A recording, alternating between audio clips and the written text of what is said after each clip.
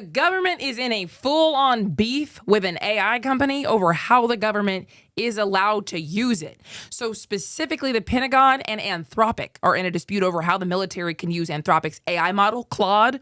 So Defense Secretary Pete Hegseth gave Anthropic CEO a deadline of 5 o'clock today to sign a document that gives the military full access to this AI system. The Pentagon wants broad control, few, if like any, restrictions on how they can use the AI for military operations. And Anthropic isn't cool with that. They want some guardrails on them. Specifically, they want to make sure that they can't use it for mass surveillance of Americans. Flat out.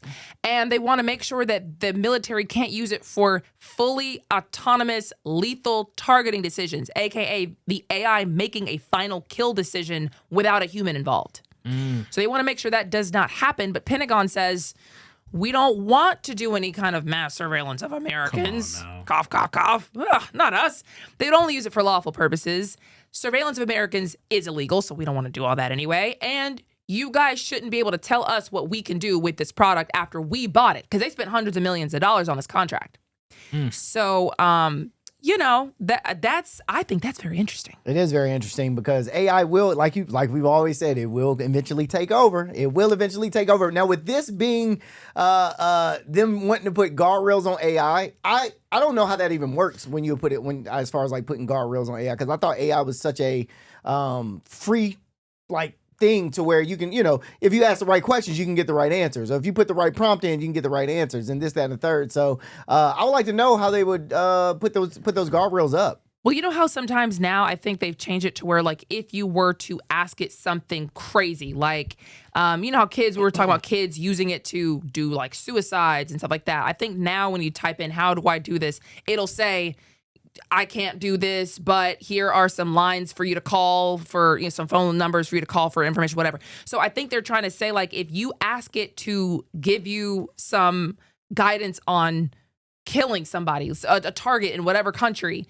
you can't do that. Like, you have to be able to have a human involved in the process. AI can't just make this decision for you. True, but there are ways to jailbreak that. I've jailbroke my chat GPT plenty of times. It's not even just about just guardrails too. From what I'm hearing, it sounds like it's surveillance also. I mean, if the Pentagon gets a hold of it, I mean, who knows? They could be just looking at your chats. They could be looking at your prompts you're putting in.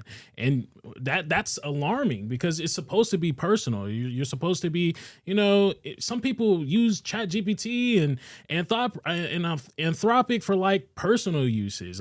Some people journal in it. I don't want the government to have any access to that.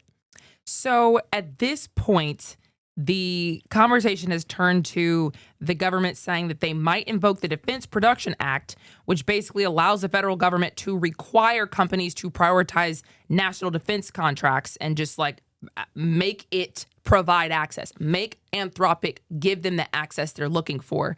But they're also looking to do something else. Yeah, labeling it a supply chain risk, which would be formally declaring Anthropic a security risk in the defense supply chain. And so Anthropic's like, well, how can we be both? How can we be a supply chain risk, a risk to defense, but also so necessary that you have to invoke the Defense Production Act to make us do what you want anyway? So it seems like, yeah, the big deal is that the government is saying, like, if we bought something from you, you can't just tell us how we can use it. If we buy a Boeing jet, Boeing doesn't get to tell us where we can fly it, how often we have to gas it up. Like, they don't have any access to that. But Anthropic is saying, like, this could go so wrong. And I actually looked up what they're actually really concerned about. I mean, they got a point though, bro. They did buy it. So I mean, that's a huge point. I mean, if I buy a product and you telling me, that's like me buying a PlayStation and you saying, oh, you only can play this game. No, I want to play this game. Yeah. Why would I buy the system if I only can play one game? No, you can't tell me I can buy. So I get what the government's talking about. Yeah. But I also understand what the way Anthropic is saying too. Is like, bro, y'all are the government. At any point in time, I mean, there's so many smart people on y'all's payroll and that y'all have that work for the government that are extremely smart that can go into the AI and figure out ways, like I said, to jailbreak the AI, to go in and do back doors behind the AI and figure out ways to get behind all these firewalls and stuff to literally start wars and start these this, that, and the third. So yeah, I agree with the government. I also agree with Anthropic. Like, bruh, we don't want y'all going too crazy with this now. after you buy it. Anthropic is saying that AI models can hallucinate, which means they can make confident mistakes. And so if you use AI in a lethal or high stakes context without any kind of a limit, that would be dangerous. AKA, what if the AI just makes the decision, oh, yes, this is where this person is hiding and that's where you should drop the bomb. Then a human didn't like look at it and be like, wait a minute, the coordinates are a little bit off. Or wait a minute, like something about this is not what you think it is. My AI gives you wrong answers literally all the time. 100%. And then I have to say, wait a minute, that's not my understanding. I thought this happened. Oh, you're right to push back. You know what I mean? And it'll say, okay, this is what the real situation is. So imagine if there's no human interaction between a really high stakes or lethal decision. And they're just fully giving that power over to AI. That's what Anthropic is saying.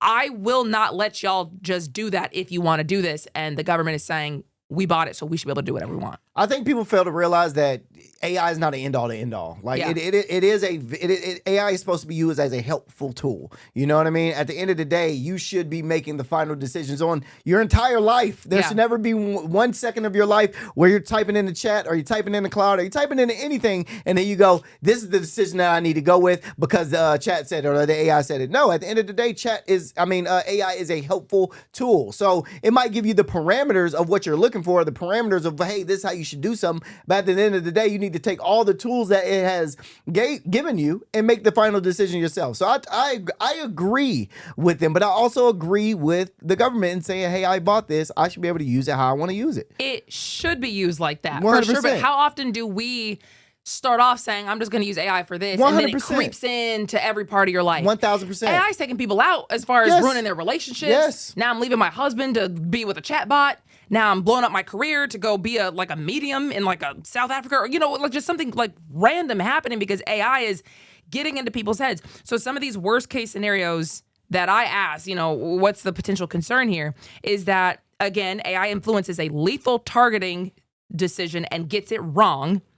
Or like maybe it leads to civilian deaths or friendly fire, or they strike the wrong target. Human oversight becomes just kind of a rubber stamp, meaning the AI is just doing whatever it wants, and a human just says, yep, good, great, not even knowing or understanding what actually happened.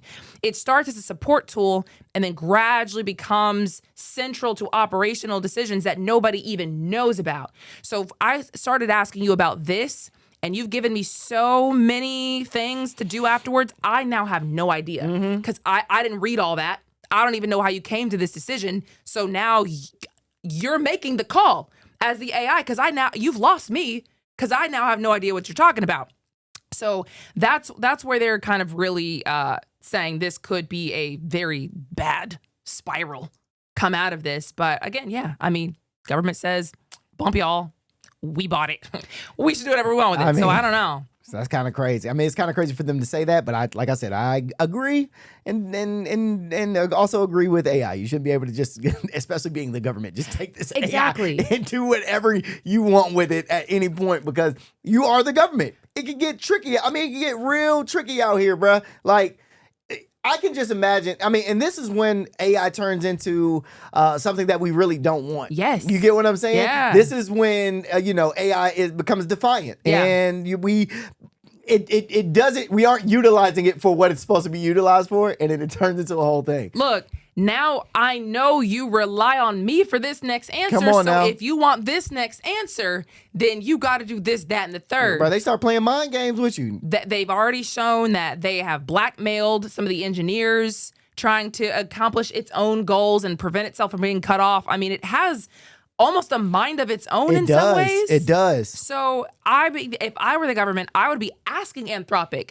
what guardrails can you make sure are here for our product to make sure that doesn't happen? Instead, the government is saying, you're not allowed to tell us what we can and can't do. I mean, I don't know. I think that's a little, Well, we know why they're saying that because they want to utilize it. They want to push it to its full potential. How far can we push this AI to where we literally can press a button and it, like you said, go and search for somebody out in Asia or somewhere and be like, oh, there's a person right there, let's bomb, or some crazy stuff. Like, how far can we push this model? I have an actual, now that you bring it up, we got to move on. But what if we're in a scenario where the government is using these AI models, and the AI models are giving them, this is what needs to happen for this to happen. And let's say this now branches out to multiple countries. I would like France to do this, and I would like Italy to do this, and I would like Germany to do this, I would like Russia to do this. AI, how would I make this happen? And so the AI says, well, these are all the things that would need to happen to accomplish this. And now when I elect a president, you and I elect a president, the president is told, this is the script. Yeah. This is what you're doing. I don't really care what you told the American people. This is what you're saying. This is the plan that we've been after, and you either get on the program or something might happen. You know what I mean? Where could this go? Who's really going to be in charge if you let, I mean, I'm just thinking. Come on now. You know what I mean? No, you're not just thinking. You talking, because that's real. That's real, bruh. What's to stop it? Yeah, exactly.